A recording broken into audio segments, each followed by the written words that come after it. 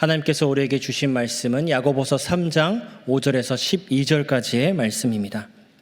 이와 같이 혀도 작은 지체로 돼 큰 것을 자랑하도다. 보라, 얼마나 작은 불이 얼마나 많은 나무를 데우는가. 혀는 곧 불이요 불의의 세계라. 혀는 우리 지체 중에서 온몸을 더럽히고 삶의 수레바퀴를 불사르나니 그 사르는 것이 지옥불에서 나느니라. 여러 종류의 짐승과 새와 벌레와 바다의 생물은 다 사람이 길들일 수 있고 길들여 왔거니와 혀는 능히 길들일 사람이 없나니 쉬지 아니하는 악이요 죽이는 독이 가득한 것이라. 이것으로 우리가 주 아버지를 찬송하고 또 이것으로 하나님의 형상대로 지음을 받은 사람을 저주하나니 한 입에서 찬송과 저주가 나오는도다. 내 형제들아, 이것이 마땅하지 아니하니라. 샘이 한 구멍으로 어찌 단물과 쓴물을 내겠느냐. 내 형제들아, 어찌 무화과 나무가 감람 열매를 포도나무가 무화과를 맺겠느냐. 이와 같이 짠물이 단물을 내지 못하느니라. 아멘. 오늘 마른 마음의 초상입니다 라는 제목으로 말씀을 나누고자 합니다. 우리 아주 어린아이들이 사용하는 그 신조어가 하나 있습니다. 그것을 여러분들에게 소개해드리고자 하는데 그것은 어떤 말이냐면 우리 친구들이 어쩔 TV라는 그런 말을 쓰는 경우가 있어요. 이게 무슨 말인가? 이 무슨 말인가 저도 이제 몰랐다가 한번 찾아보니까 보통 신조어는 어디 기원이 있는데 이건 기원이 없다, 불분명하다라고 해요. 그런데 이 말을 언제 사용하냐라고 보니까 이렇게 서로 간에 어떤 그런 언성이 높아지고 많은 그런 말들을 할 때 이런 말을 가끔씩 할 때가 있어요. 어쩌라고 라고 하는 말을 할 때가 있잖아요. 이처럼 뭔가 상대방이 하는 말을 듣기 싫어하거나 그 말을 막고 난 듣지 않을래 라고 하는 그런 의미로 이 말을 사용한다라고 해요. 근데 이게 왜 어쩔 TV냐면 이런 말이래요. 길게 풀어 설명하니까. 어쩌라고 가서 TV나 봐, 이런 말이라고. 참 웃기죠? 네. 그래서 이 말을 줄여서 어쩔 TV라고 그렇게 뭐 여기에 TV 말고도 다른 거 붙여서 어쩔 냉장고 막 붙여서 사용한다고 해요. 근데 저는 이 유행어를 보면서 이런 생각이 들었습니다. 이 유행어가 뭐 어디서 비롯되는지 모르겠지만 많은 그런 어린 아이들이 TV나 또 여러 매체나 그리고 유튜브나 이런 것을 보면서 습득하고 많은 친구들과 이런 말들을 또 장난식으로 쓰면서 깔깔거리고 웃으면서 그렇게 나아가고 있다라는 거예요. 근데 이런 유행어가 어떻게 보면 상대방을 칭찬하고 상대방을 위하는 말은 아니잖아요. 상대방의 말을 끊고 너의 말을 듣기 싫어, 그만 말해 라고 말을 하는 그런 의미가 담긴, 좋지 않은 의미가 담긴 이 유행어가 과연 우리 아이들이 사용하는 좋은 유행어인가라는 그런 생각이 들었습니다. 우리가 속담에도 이런 말이 있잖아요. 말 한마디로 천냥빛을 갚는다라는 그런 말이 있지 않습니까? 그런데 우리가 사용하는 말이 사람의 마음을 다치게 하는 이런 말, 이것이 과연 좋은 모습인지 특별히 이렇게 가정의 달에 한 번 더 생각해보는 그런 시간이 되었습니다. 우리가 보내는 가정의 달이 진정한 가정의 달이 될 수 있는 것은 정말 우리의 행동도 중요하지만 먼저는 우리의 입을 통해 복된 말과 그리고 선한 말이 가정 가운데 전파되고 그리고 전달되어질 때 우리는 진정한 가정의 달을 맞을 수 있을 것이라고 생각합니다. 그래서 저는 오늘 이 주일에 우리의 입을 통해 전해지는 이 말에 대해서 함께 말씀을 나눠보고자 합니다. 성경 말씀 가운데 말에 대한 언급이 많은 책을 고르라라고 한다면 여러 책이 있겠지만 특별히 우리가 읽은 이 야고보서 말씀을 결코 빼놓을 수가 없습니다. 이 야고보서가 쓰여진 배경을 먼저 보면요. 야고보서는 사도 야고보가 이제 핍박으로 인해서 당시 로마 전역에 흩어져 살고 있는 유대인의 12지파에게 쓰여진 서신이다라고 알려져 있습니다. 이렇게 흩어진 그런 유대인들은 어떤 그런 외부적인 문제점과 내부적인 문제점이 그들 가운데 있었다라고 해요. 즉 외부적인 문제점은 그들이 박해를 당하고 있었다는 거예요. 핍박이 있었다라는 것이죠. 그들이 모여 있을 때의 핍박도 좀 힘들었지만 그러나 흩어진 그 상황 가운데서도 정말 핍박과 그런 잦은 핍박과 고통들로 인해 그들의 삶은 물론 믿음이 연약해지고 있었다라는 것입니다. 이와 함께 그들이 겪고 있던 내부적인 문제점, 그것은 공동체 안에 어떤 그런 부자들의 말과 행동의 문제였다라고 기록하고 있어요. 우리가 이 야고보서 2장 말씀 나중에 한번 보시면 그 말씀에 정말 그런 몇몇 부자들이 그들과 함께하고 있었는데 그 부자들의 적지 않은 차별적인 말들과 행동들이 그 안에서 발견되었다라는 거예요. 책임을 지고 뭔가 이제 해나가는 그런 입장에 있는 사람들이 정말 그런 겸손하지 못한 말들과 행동으로 인해 많은 공동체의 사람들이 상처를 받고 있었다라는 것이죠. 그러면서 자신들이 올바른 신앙생활을 하고 있다, 마치 바리새인들처럼 그렇게 나아가고 있었다라는 거예요. 그래서 그 공동체의 믿음을 흐리고 있었다라는 것입니다. 그 가운데 야고보 사도는 그 예수님을 믿는 사람들이 믿음에 합당한 말과 행동을 해야 된다라고 그렇게 생각을 했고요. 그래서 참 믿음과 동시에 참 행위로 나아가야 된다라고 주장하면서 고백하고 있는 서신이, 그렇게 행위를 또한 강조하고 있는 서신이 바로 야고보서의 서신의 주제라고 말할 수 있습니다. 사실 이후 초대교회의 많은 그런 성도들이 이 야고보서는 바울의 그런 이신칭의 말씀, 믿음으로 의롭게 된다라는 그런 말씀에 어떤 반하는 의미로 여겨져서 정당한 평가를 받지 못했다라고 알려져 있어요. 우리가 야고보서 말씀을 보면 행함이 없는 믿음은 죽은 것이다라는 그런 언급이 있습니다. 말씀이 있습니다. 이 말씀 마치 믿음보다 행위가 더 중요하다라는 그런 가급점을 갖고 있는 이 말씀을 통해서 오해가 생겨나게 된 것이죠. 근데 많은 학자들이 이 부분에서 조사를 하고 연구를 해본 결과 바울이 다루는 그 믿음으로 의롭게 된다라는 그 주제와 이 내용은 관련이 없다라고 그렇게 이야기했습니다. 독일의 신학자 디벨리우스는 이 문제에 대해서 만약 야고보서의 저자가 바울에게 대응했던 것이라면 야고보서의 저자는 바울을 희미하게 이해하고 있는 것이다 라고 자신의 책에서 이야기하고 있습니다. 무슨 말이에요? 바울이 만약에 야고보서의 저자가 바울이 썼던 그 믿음에 대해서 이것이 아니야 라고 야고보서의 저자가 믿음이 중요하지 않고 행위가 중요해라고 썼다면 그것은 바울을 이해하지 못할 뿐더러 그것은 제대로 된 서신이 아니다라고 그렇게 기록하고 있는 거예요. 우리가 야고보서, 성도님들이 야고보서를 읽으면 읽을수록 느낄 수 있는 것이 있어요. 그것은 무엇이냐? 결코 행위만이 중요하다라는 것을 말하고 있지 않다라는 사실입니다. 바울 서신은요, 바울은 그 서신 가운데 사람이 하나님 앞에 어떻게 의롭게 될 수 있는가에 대한 질문으로부터 믿음이다라고 기록을 한 것이고, 야고보서는 그럼 의롭게 된 사람은 어떻게 우리가 살아갈 수 있는가라는 그런 질문 가운데 쓰고 있는 것이 바로 야고보서라는 것입니다. 결국 이 말은 무슨 의미냐?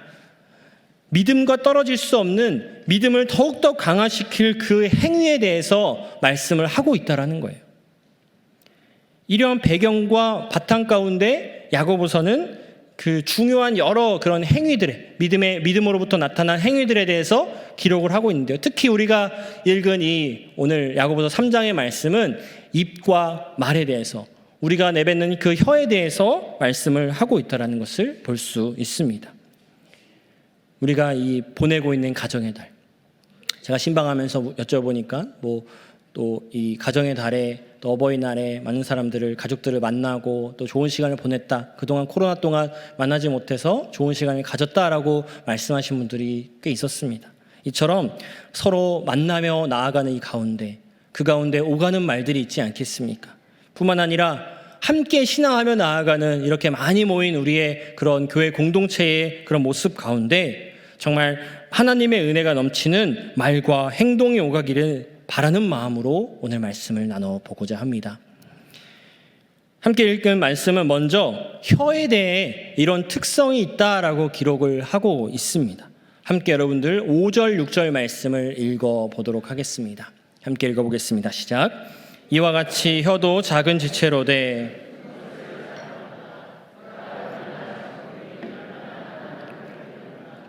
혀는 곧 불이요 불의의 세계라. 혀는 우리 지체 중에서 온몸을 더럽히고 삶의 수레바퀴를 불사르나니 그 사르는 것이 지옥불에서 나느니라. 아멘. 이 말씀에서 무엇을 이야기하고 있습니까? 우리를 통해 또 나를 통해 전해지는 그 작은 한마디의 말이 큰 나무를 태울 수도 있을 만큼 크게 작용한다라고 말씀을 하고 있습니다.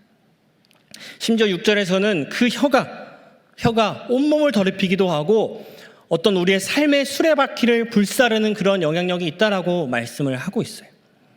이 비유가 말하고자 하는 것이 무엇입니까? 우리의 삶에 말씀하고자 하는 것이 무엇입니까? 때론 우리가 그렇게 생각 없이 내뱉는 한마디가 다른 사람들에게 크게 영향을 줄 수 있을 뿐만 아니라 한 인생을 송두리째 바꿔놓을 수도 있는 그런 영향력을 줄 수 있다라고 말씀하고 있는 것이죠. 또 이어서 8절부터 10절 말씀을 보면 이렇게 기록합니다. 이 말씀도 함께 읽어보겠습니다. 시작. 혀는 능히 길들일 사람이 없나니 쉬지 아니하는 악이요 죽이는 독이 가득한 것이라. 이것으로 우리가 주 아버지를 찬송하고 또 이것으로 하나님의 형상대로 지음을 받은 사람을 저주하나니 한 입에서 찬송과 저주가 나오는도다. 내 형제들아 이것이 마땅하지 아니하니라. 아멘. 이 말씀을 보면 혀에 대해서 능히 길들일 수도 없고 죽이는 독이 가득하다라고 이야기합니다. 앞절과 일맥상통한 그런 의미로 기록하고 있죠. 근데 여러분들 생각해 보세요. 우리가 살아가는 삶 가운데 우리는 우리의 혀를 길들일 수 있다라고 생각을 한다는 거예요. 하지만 여러분들 어떻게 느끼십니까? 쉽지 않을 때가 참으로 많이 있지 않습니까? 나의 자녀나 손주들이나 또 아내와 남편들에게 때로는 상처를 주는 말을 하기도 하고 나의 어떤 그런 욱하는 마음으로 좋지 않은 말을 내뱉는 경우가 종종 있으면 우리 삶 가운데 경험한다라는 것입니다. 말씀은 그걸 우리에게 알려주고 있어요. 여러분, 우리는 스스로 결코 온전해지고 안전해질 수 없습니다.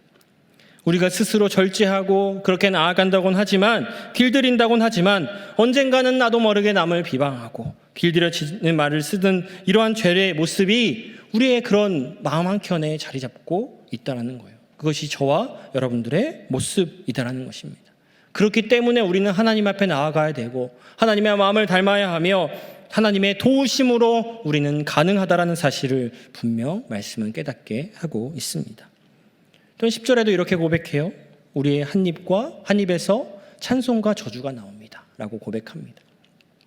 우리가 정말 이렇게 신앙생활을 하며 찬양이 우리의 입에 나오지만 세상에 나아갈 때에는 그런 찬양하는 입이 아니라 저주의 말, 저주의 입으로 그렇게 사용되어지는 것이 저와 우리 모두의 입이라고 말씀하고 있는 것입니다. 저는 이 말씀을 읽으면 읽을수록 참 우리의 혀가 무섭구나, 우리의 혀가 참으로 실수가 많구나 라는 그런 생각이 많이 듭니다. 그래서 야고보서 이 기자는 우리가 읽은 말씀을 시작하기 이전에 3장 2절에 이렇게 기록하고 있다는 거예요. 우리가 다 실수가 많으니 만일 말에 실수가 없는 자라면 곧 온전한 사람이라 능히 온몸도 굴레 씌우리라. 우리가 살아가면서 알 수도 때론 모를 수도 있는 그런 많은 말의 실수를 하면서 우리는 살아갑니다. 이처럼 실수 많은 저와 우리 모두가 어떻게 혀로 죄를 범하지 않는 삶을 살아갈 수 있겠습니까? 우리가 완전해질 수는 없지만 그러나 삶 속에서 그나마 실수가 적은 그런 삶을 살아가기 위해 우리가 어떻게 살아가야 하는지 이 시간 야고보서 말씀과 또 여러 그런 지혜의 말씀들을 통해서 한번 생각해 보는 시간을 가져보고자 합니다. 가장 먼저 우리는 우리의 입술의 파수꾼을 세울 수 있어야 합니다. 그것을 위해 기도할 수 있어야 합니다. 시편 말씀을 보면 이런 기록이 나타납니다. 우리 시편 141편 3절 말씀 함께 읽어보도록 하겠습니다. 시작. 여호와여 내 입에 파수꾼을 세우시고 내 입술의 문을 지키소서. 아멘. 파수꾼은 어떤 역할을 하는 사람입니까? 사전적인 의미로는 경계하여 지키는 일을 하는 사람의 뜻을 가지고 있습니다. 또한 어떤 일을 한눈 팔지 않고 성실하게 그 일을 감당하는 사람을 은유적으로 비유하는 말도 파수꾼이라고 말을 합니다. 우리가 함께 읽은 이 141편 3절의 말씀은 그런 악인들의 핍박의 상황 가운데 있던 저자 자신이 입술로 불평이나 저주의 말을 쏟아내지 않기를 간절히 구하고 있는 거예요. 내 입이 연약하니까, 내가 스스로 이것을 절제할 수 없으니까 한눈 팔지 않고 나를 성실히 지키는 어떤 파수꾼 같은 것이 내 입술을 지켰으면 좋겠다라고 고백을 하고 있다는 것입니다. 그래서 내 입에 헛된 말들, 그런 죄악된 말들이, 저주의 말들이 나오지 않게 해달라고 간구의 기도를 올려드리고 있습니다. 그만큼 자신으로부터 나오는 말이 결코 선하지 못함을 스스로 알고 있기에 그것을 말씀 가운데 이렇게 저자는 고백하고 있다는 것이죠. 우리도 이 말씀을 생각해 볼 필요가 있죠. 우리가 함께 읽은 야고보서의 말씀도 그렇고 이 시편의 말씀도 그렇고 우리 입에서 나오는 말이 온전히 선하지 못하라는 것들을 일깨워주고 있습니다. 그래서 이 말씀처럼 파수꾼을 세워달라라는 기도, 이것도 우리의 삶 가운데 드려야 할 기도의 제목이지 않을까 생각해 보았습니다. 얼마 전 인터넷에서 한 글을 보게 되었는데요. 그 내용은 어떤 한 사람이 자신의 아버지에게 용돈 대신 선물을 보냈다가 벌어진 그런 이야기의 글이었습니다. 그 내용은 이렇습니다. 한 사람이 이 코로나로 인해서 조금 이전보다 먹고 사는 것이 조금 좀 힘들어지자 아버지께 용돈 대신 이번엔 선물을 준비했다라고 해요. 조금 가격이 좀 낮겠죠? 선물을 준비했어요.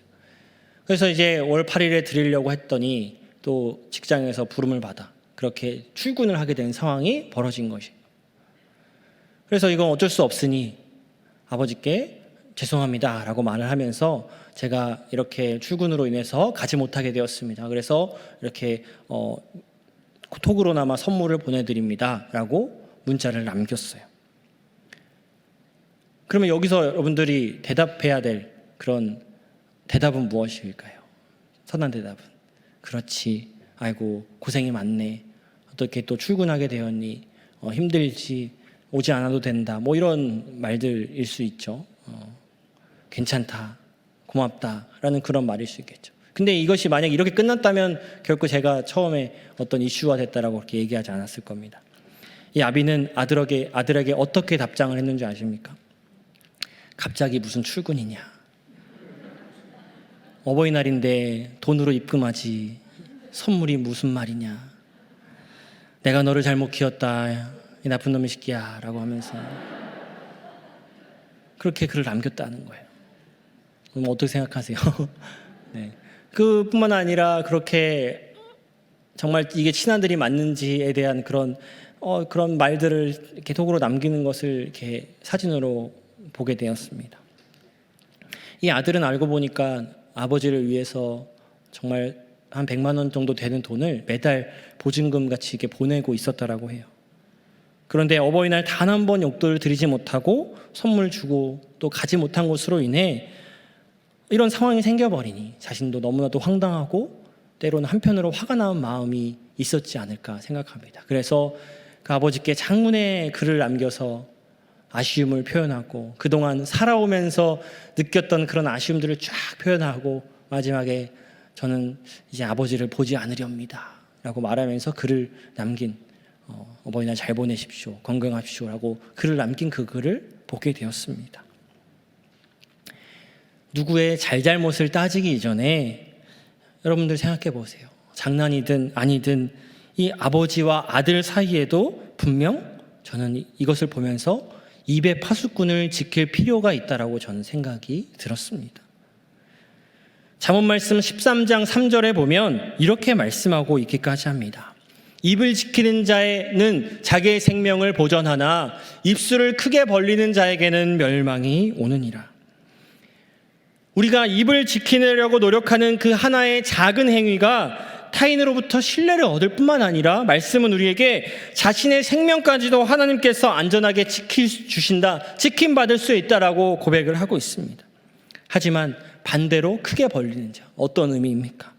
입을 함부로 열어서 잘못된 말을 내어놓고 비방하는 말을 하는 그런 자신에게는 어떻게 됩니까? 파멸이 오고 멸망이 온다라고 말씀은 우리에게 교훈하고 있다는 것입니다. 여기 모인 성도 여러분들, 저 여러분들 모두가 반드시 나의 입에 파수꾼을 세워달라고 간절히 기도하는 삶이 되시기를 소망합니다. 나의 입을 지키려고 우리가 노력하는 자들에게는 하나님께서 졸지도 아니하시고 주무시지도 아니하시는 그런 하나님께서 우리의 입술을 지켜 보호하여 주실 것입니다. 뿐만 아니라 우리에게 할 말을 허락하시고 지혜의 말을 부어주시고 이전보다 더욱더 선한 말을 하여 서로 간의 관계가 또 화평하게 하시는 분, 바로 하나님께서 그렇게 해주실 것이 분명합니다. 우리가 교회 안에서 뿐만이 아니라 우리가 속한 모든 환경 속에서 우리의 입을 지키며 살아가는 저와 여러분들의 삶이 되시기를 간절히 소망합니다. 두 번째, 우리는 진실한 입술이 되도록 노력해야 합니다. 잠언 12장 19절 말씀에서는 이렇게 기록하고 있습니다. 함께 읽어보겠습니다. 시작. 진실한 입술은 영원히 보존되거니와 거짓 혀는 잠시 동안만 있을 뿐이니라. 아멘. 어떤 말씀입니까? 진실한 말, 진실한 입술은 영원히 남지만 거짓말은 그 한순간, 어찌 통할지 모르겠지만 그 한순간만 통한다는 거예요. 여러분들, 진실한 말이, 진실한 입술이 눈에 보이지 않지 않습니까? 그냥 진실한 말은 흘러가는 것이고 잡히지 않는 것, 보이지 않는 것입니다. 근데 어떻게 이것이 영원히 보존될 수 있겠습니까? 하나님께서 주신 그 마음으로 우리가 선한 말을 전달할 때 그 선한 말은 영원한 생명이 담겨져서 그 사람에게 전달되어져서 진실함이 담겨져서 그것이 영원히 삶 가운데 보존되어진다는 사실을 우리 가운데 말씀합니다. 그 하나님의 마음이 선한 마음으로 전해질 수 있기 때문에 이 진실한 말은 영원히 남게 되는 것이 아닌가 생각해 보았습니다. 중학교 시절에 저에게 가장 기억에 남는 선생님이 있었습니다. 그분은 1, 2, 3학년의 담임 선생님도 아니었고 또 그 어렸을 때 얼마나 또 이쁜 여선생님을 좋아합니까? 그 여자 선생님도 아니었습니다. 자, 사실 이 성함도 잘 기억이 안 나요. 네, 희미하게 얼굴과 모습은 기억이 납니다. 그 생김새는 약간 코미디언 이용식 씨 닮은 이렇게 약간 통통하신 그런 안경 쓰시는 선생님이셨는데, 그리고 사회 선생님이셨어요. 근데 왜 이분이 기억이 남느냐? 이분이 항상 수업 시간이 시작될 때 그 전에 항상 이 말을 학생들과 같이 하면서 외웠어요. 선포하면서 그렇게 수업을 시작하셨는데요. 그 말은 이 말입니다. 사람 됨됨이가 돼야 됨, 이 말이었어요. 정말 이렇게 음률을 붙여서 같이 하자 하면서, 자, 우리 친구들 따라 보세요 라고 하면서 사람 됨됨이가 돼야 됨, 이렇게 몇 번을 하셨어요. 그리고 우리에게 그 됨됨이에 대한 교훈을 말씀하시고 수업을 해 주셨습니다. 근데 여러분들, 저는 그때 중학생이었잖아요. 그 중학생 때 얼마나 이렇게 음률을 붙여서 하는 게 얼마나 창피하고 부끄러워요. 저도 지금 교구 맡으면서 중등부 친구들 같이 하고 있는데, 그 친구들도 뭐 정말 제가 사랑하지만 뭔가 이렇게 하려고 할 때 항상 대답도 없고 밑에만 쳐다보고, 이런 얼마나 이렇게 앞에 서는 사람의 입장에서 얼마나 민망한지. 근데 그 선생님은 계속 그렇게 매 수업마다 이거를 창피하든 어쩌든 아이들이 웃던 말든 계속 하시면서 이 됨됨이에 대한 교훈을 하셨다라는 거예요. 그러면서 근데 살아가면서 저는 지금도 이렇게 고백하듯이 이 됨됨이에 대해서 생각해 보게 된다는, 이 단어가 계속 맴도게 되더라고요. 그러면서 생각해 보게 되는 거예요. 내가 정말 됨됨이 된 인생을 살아가고 있는가? 마치 막 뭔가 하나님께서 음성 주시는 것처럼 뭐가 내가 잘못하고 있는 것 같이 느껴질 때, 길을 가고 있을 때 갑자기 막 이 음률이 담긴 메시지가 같이 갑자기 막 들리는 거예요. 사람 됨됨이가 돼야 돼. 그러면서 제 마음을 돌아보게 되고, 제가 됨됨이 된 인생을 정말 이 어떻게 보면 교역자로서 살아가는 삶의 한 일부로서, 가정의 일원으로서 그렇게 됨됨이 된 인생을 살아가고 있는가 생각해 보게 되었다는 것입니다. 그 선생님은 분명 우리에게 너네가 됨됨이가 되던 말던 니네 알아서 해라는 그런 마음으로 이 말을 하지 않으셨을 거예요. 그죠?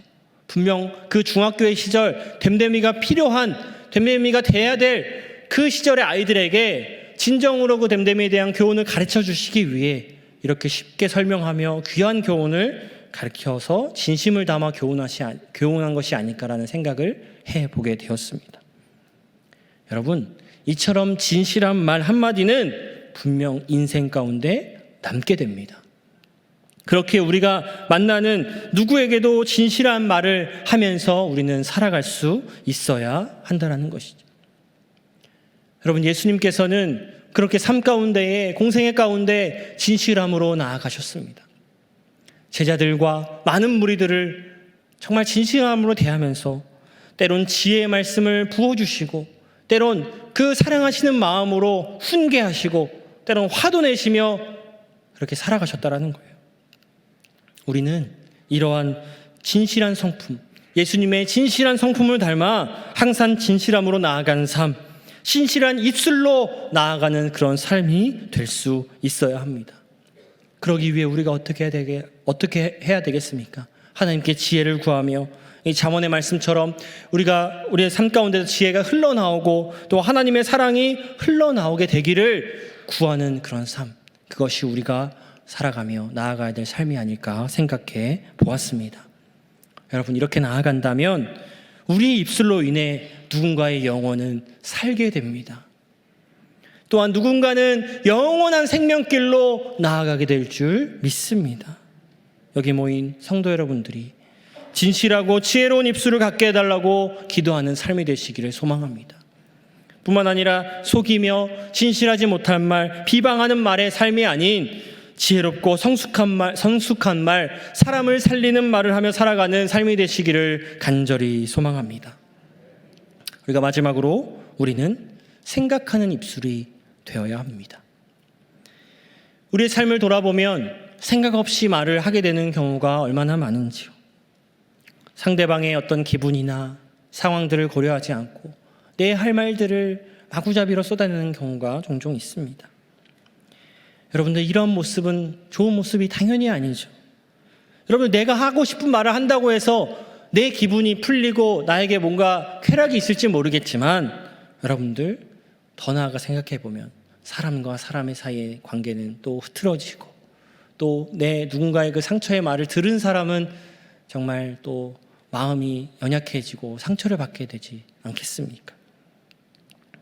이런 모습이 어느 상황에서나 좋은 모습은 아니지만, 특히 그리스도인인 우리가 가정과 교회 안에서 생각하지 않고 말하는 모습은 올바른 가정 공동체 또한 교회 공동체를 위해서 하지 말아야 할 모습이라고 저는 생각합니다. 우리가 아까 읽은 그 야고보서의 말씀에서도 그 우리 몸에 아주 작아 보이는 그 혀가 큰 물을 태우듯이 영향을 준다 말씀했습니다. 우리의 어떤 가정이나 교회 공동체에 내뱉는 한마디로 인해서 누군가는 상처받을 수 있다는 그 사실, 그 한마디로 인해서 누군가는 교회에 대한 상처를 받고 어떤 그런 가정에 대해서, 큰 공동체에 대해서 상처를 받을 수도 있다는 그 사실을 우리가 반드시 알고 살아가야 할 것입니다. 그렇다면 우리가 생각하는 입술이 되기 위해선 어떻게 해야 하겠습니까? 야고보서 1장, 좀 우리가 읽은 말씀 1장 19절부터 20절 말씀에서는 그렇게 우리가 살아가야 될 구체적인 행동에 대해서 말씀을 하고 있는데요. 이 말씀 우리 함께 읽어보면 좋겠습니다. 함께 읽어보도록 하겠습니다. 시작. 내 사랑하는 형제들아,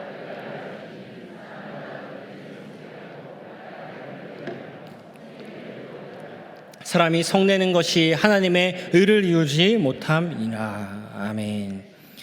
우리가 상대방의 말을 참을성을 가지고 귀 기울여 경청하고 그것에 대해서 정말 깊이 생각하며 말씀해야 된다라고 말씀하고 있어요. 그래서 또 하는 일을 더디하며 성내기도 더디하라, 이렇게 말씀을 하고 있다는 것입니다. 이 말씀이 무조건 우리가 참으라는 말은 아니에요.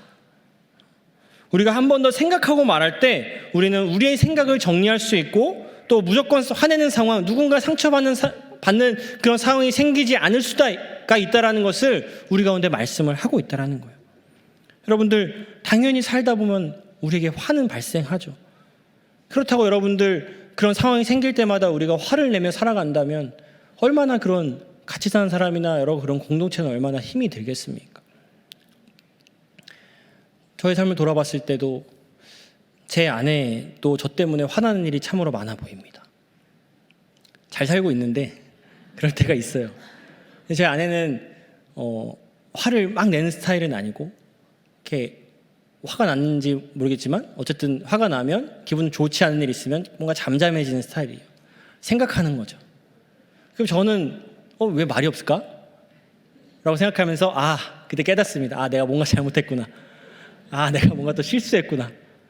그래서 이렇게 또 서먹서먹하게 그렇게 좀 있다가 나중에 이제 아기를 재우고 그때 자기가 좀 시간을 가져보자, 얘기 좀 할까? 이러면서 얘기를 하는 경우가 있습니다. 그러면 또 얘기를 하죠. 이런 상황들 때문에 이랬다 저랬다 하면서 미안하다, 내가 잘못했다. 저도 그 서먹서먹한 시간 가운데 내가 뭘 잘못했지 말은 하지 않아도 내가 뭘 잘못했을까라고 생각을 할 때가 있죠. 여러분들, 이처럼 부부 간에도 또 부모와 자녀 간에도 또한 이 교회 공동체 안에서도 분명 화나는 일은 언제나 존재하죠. 그럴 때 우리 입은 정말 생각하는 입이 되었으면 좋겠습니다. 한 번 더 생각하며 누군가에게 말할 때 하나님께서는 나를 통해 오늘 말씀처럼 하나님의 의를 이루실 뿐만 아니라 더 좋은 생각과 지혜를 주시어 그 관계의 화평까지도 하나님께서 허락해 주신다라고 말씀을 하고 있다는 것입니다. 여러분들 이것을 믿으시기 바랍니다. 저는 우리 경기중앙교회 성도 여러분들 모두가 생각하는 입술로 살아가는 성도님들이 되셨으면 좋겠습니다. 생각하는 입술을 통해 말씀처럼 나와 세상 속에 하나님의 의를 이루고 더 나아가 하나님께서 마땅히 대답할 것을 우리에게 알게 하며 우리가 속한 공동체에 주님의 은혜가 가득 넘치게 되는 그런 축복을 누리시는 그런 저와 여러분들의 삶이 되기를 간절히 소망합니다. 제가 오늘 말씀의 제목을 마른 마음의 초상이다라고 이야기했습니다.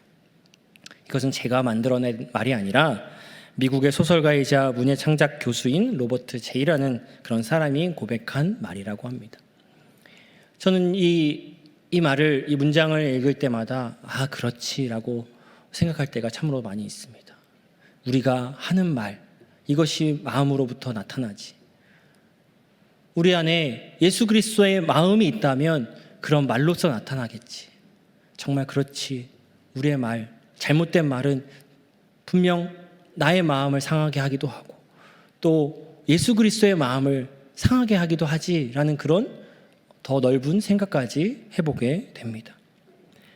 말 한마디가 우리의 마음을 그대로 나타내듯이 우리가 뱉는 그 한마디로 인해 나뿐만 아니라 내가 속한 공동체에 여러분들 영향을 줄 수 있다는 사실을 잊지 마시길 바랍니다. 그래서 언제나 좋은 마음으로 선한 말을 하며 하나님께서 주시는 마음으로 생각하며 진실한 마음으로 살아가는 우리 성도들의 삶이 되시기를 바랍니다. 말씀을 마무리하면서 이 꽃피는 봄에 짧은 시 한 편을 읽어드리며 말씀을 마무리하고자 합니다. 제 목소리가 비록 감미롭지 않고 듣기 싫을 수도 있겠지만 참고 들으면서 오늘 정말 우리가 어떻게 살아가야 되는가 한 번 더 생각해보는 시간을 가져보고자 합니다. 아주 짧은 시입니다. 제목 꽃의 말. 사람아 입이 꽃처럼 고하라. 그래야 말도 꽃처럼 하리라 사람아. 기도하겠습니다. 사랑의 하나님, 우리에게 말할 수 있는 입과 또 혀를 주심에 감사를 드립니다. 우리가 주신 입으로 또 주신 목소리로 어떠한 삶을 살았는지 한번 돌아봅니다. 혹시나 누구에게 비방하고 누구의 마음을 상처 주진 않았는지 우리의 삶을 돌아봅니다. 함께 나눈 말씀처럼 주님께서 파수꾼 되어 주심으로 우리의 입을 지켜주시고 더욱 진실하게 더욱 믿음의 길로 인도할 뿐만 아니라 우리의 입이 하나님을 찬양하며 진실한 말과 또 생각하며 말할 수 있는 그런 지혜로운 믿음의 입술이 될 수 있도록 인도하여 주시옵소서. 그래서 우리에게 허락하신 많은 그런 공동체를 세워나가며 그 안에서 주님의 향기가 되어서 우리가 처한 모든 상황 가운데 주님의 향기를 전파하는 인생 될 수 있도록 주님 인도하여 주시옵소서. 이제는 살아계셔서 역사하시는 주 예수 그리스도의 은혜와 하나님의 무한하신 사랑하심과 성령님의 감화감동 교통 역사하심이 믿음의 말을 하며 진실한 마음으로 우리 입에 채우며 생각하며 공동체와 교회를 세워나가는 여기 모인 모든 성도님들의 삶과 가정과 삶의 영역 가운데 이제로부터 영원까지 함께 하옵시기를 간절히 축원하옵나이다. 아멘.